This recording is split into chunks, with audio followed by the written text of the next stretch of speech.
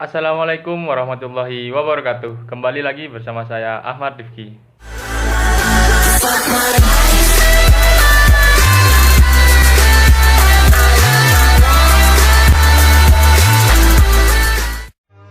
Oke teman-teman, pada video kali ini saya akan menyampaikan sebuah materi tentang komunitas padi, di mana video kali ini saya tujukan untuk memenuhi tugas mata kuliah Agribisnis Pangan dan Numpangan yang saya tempuh di Prodi Agribisnis Fakultas Pertanian Universitas Trunojoyo Madura.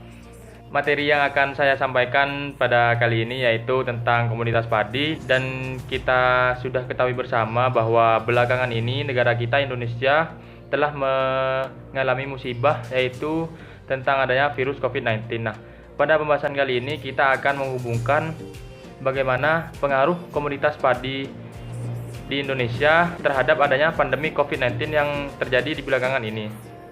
Bagaimana kondisi existingnya, peluang dan ancaman komunitas padi itu dengan adanya pengaruh pandemi COVID-19 ini, dan juga kebijakan pemerintah yang diberikan kepada para petani terkait pembudidayaan padi ini dengan adanya pandemi COVID-19, serta strategi yang tepat untuk mengatasi adanya pengaruh COVID-19 ini. Oke teman-teman, supaya tidak lama-lama, mari kita masuk saja langsung ke pembahasan. Oke, baik, masuk ke pembahasan tentang pengaruh komoditas padi terhadap adanya pandemi COVID-19. Yang pertama, kondisi existing tanaman padi dengan adanya pandemi COVID-19 ini, yaitu petani tetap melakukan panen raya. Dilansir dari detikfinance.com, di tengah gencarnya wabah virus COVID-19 yang menyerang Indonesia tidak menyurutkan semangat para petani-petani di Indramayu untuk melakukan atau melaksanakan kegiatan panen raya yang biasa dilakukan sebagaimana mestinya. Tetapi meskipun mereka tetap melakukan kegiatan panen raya, mereka juga mengindahkan apa yang telah disampaikan oleh pemerintah dengan adanya untuk menjaga kebersihan dengan cara menggunakan masker saat bertani. Hal itu upaya yang dilakukan para petani di Indramayu untuk melaksanakan kegiatan pemanenan dan untuk mencegah virus COVID-19 yang menyerang. Poin yang kedua, petani tetap diminta lanjutkan tanam padi.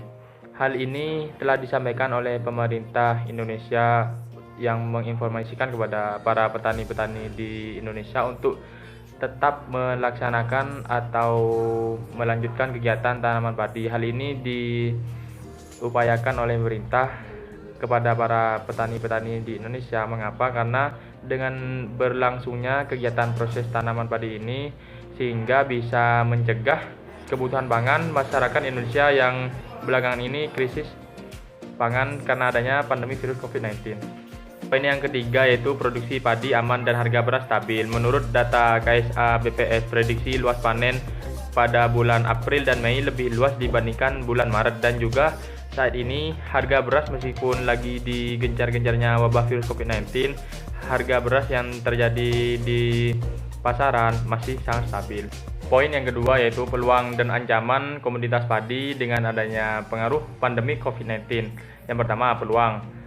Permintaan beras akan naik drastis dengan adanya kebijakan pemerintah mengenai social distancing kepada masyarakat Indonesia, menyebabkan masyarakat Indonesia itu melakukan panic buying sehingga mereka melakukan pembelian besar-besaran kebutuhan pokok selama mereka tidak berkegiatan atau beraktivitas di luar rumah. Hal ini akan menyebabkan permintaan beras akan naik drastis, tidak seperti pada hari-hari biasanya.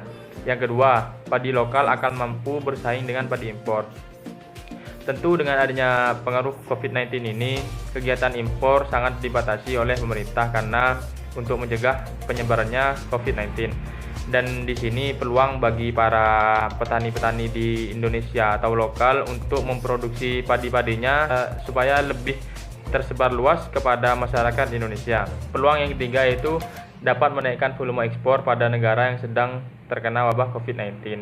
Hal ini menjadi peluang bagi para petani-petani di Indonesia untuk melakukan kegiatan ekspor kepada negara-negara yang mengalami krisis kebutuhan pangan dengan adanya wabah virus COVID-19.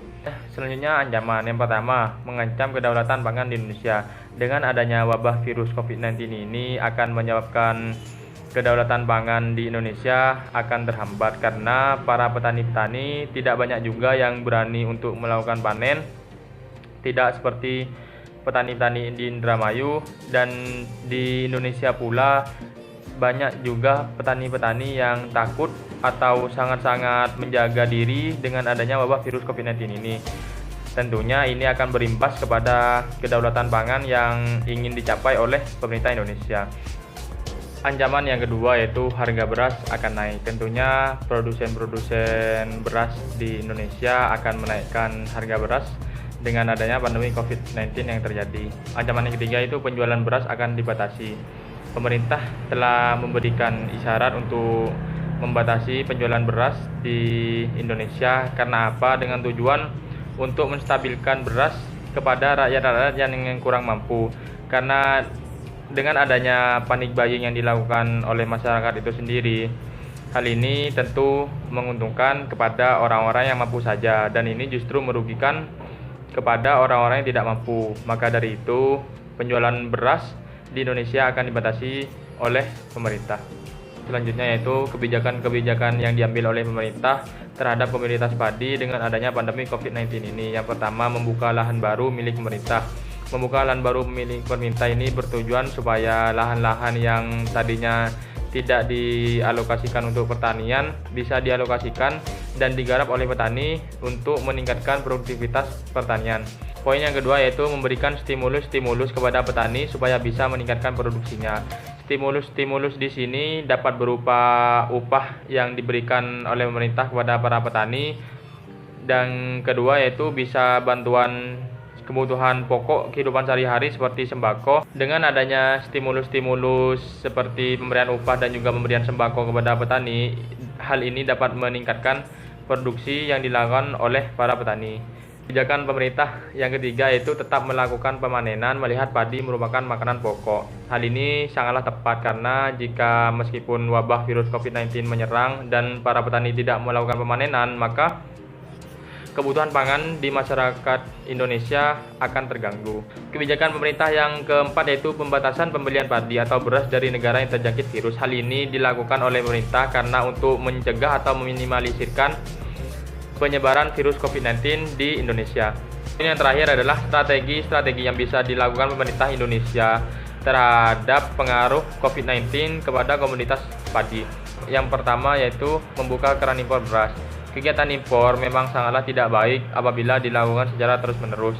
Hal itu akan berimbas kepada para petani yang mengalami kerugian dengan kalahnya bersaing kepada petani di luar. Tetapi melihat kondisi yang sekarang dengan merambatnya wabah virus COVID-19, kegiatan impor sangatlah dilakukan oleh pemerintah. Karena apa? Untuk menjaga atau menstabilkan kebutuhan pangan masyarakat Indonesia. Yang kedua yaitu pemberian bantuan bahan-bahan pertanian seperti bibit. Pemberian bantuan bahan-bahan pertanian seperti bibit ini merupakan strategi yang dapat dilakukan oleh pemerintah untuk membantu para petani-petani yang kesulitan dalam modal untuk melakukan proses penanaman budidaya. Sehingga dengan adanya bantuan bibit ini dapat meningkatkan produktivitas para petani yang kesulitan dalam modal. Strategi yang terakhir yang dapat dilakukan pemerintah untuk mengatasi pandemi COVID-19 ini terhadap komunitas padi yaitu dengan pengadaan alsintan atau alat produksi pertanian di daerah penghasil padi. Tentunya pemberian subsidi alsintan kepada petani-petani yang dirasa membutuhkan dan terutama di daerah penghasil padi, tentunya ini sangat baik atau sangat dianjurkan kepada para pemerintah untuk melakukan proses pensubsidian alsintan ini. Sehingga dengan adanya pemberian alsintan di daerah penghasil padi ini dapat meningkatkan produktivitas para petani dalam menghasilkan padi di tengah gencarnya wabah virus COVID-19 ini yang menyerang di Indonesia. Oke teman-teman, mungkin hanya itu yang bisa dapat saya sampaikan tentang materi pengaruh komoditas padi dengan adanya pandemi COVID-19 ini. Semoga penyampaian materi ini bisa bermanfaat untuk kalian semua. Kurang lebihnya mohon maaf. Ahmad Rifki undur diri. Wassalamualaikum warahmatullahi wabarakatuh. See you next video. Bye bye.